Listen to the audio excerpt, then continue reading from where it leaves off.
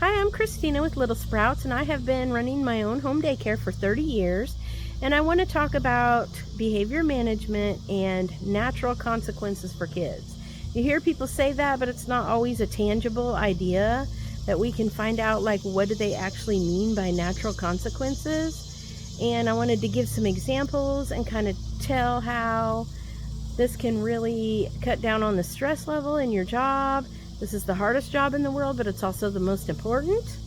And I'm really proud of you for doing it and hanging in there. So let's talk about some of the things. In my house, we have a very small 1,100 square foot home, and I keep 7 kids. That's what I'm licensed for. And so there are 9 people in there if my husband's home.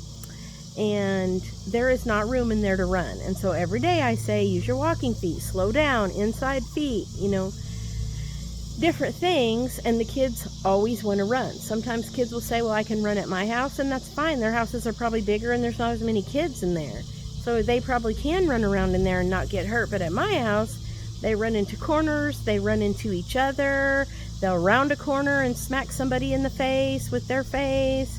Both people get a busted lip, or even worse, somebody's forehead hits somebody else's mouth because they're taller. Woo, that's a real serious lesson because it hurts.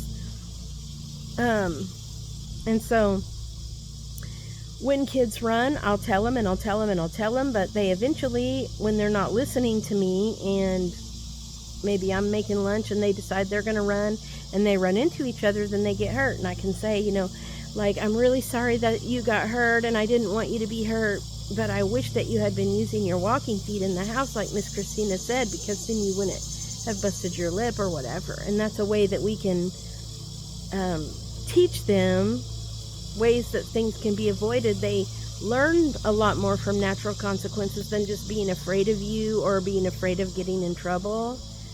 Another thing is like picking up toys.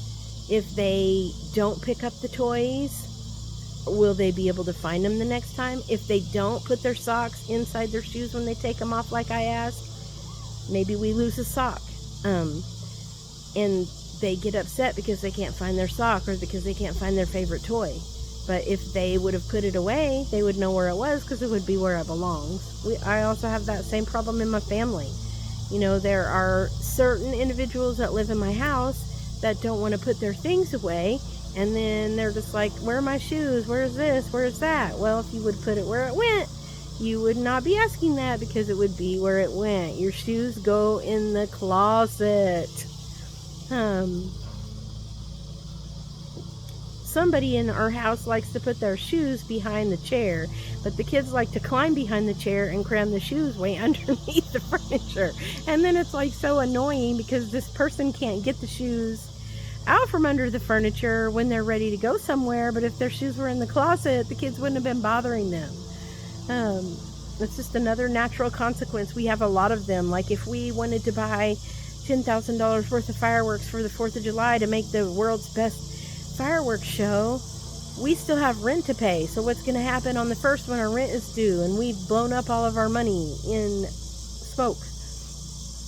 Those lessons teach us a lot. We learn them when we're young, and we don't act like fools as much when we're grown-ups. And so it's a great way to modify your own behavior, and it works just the same for kids.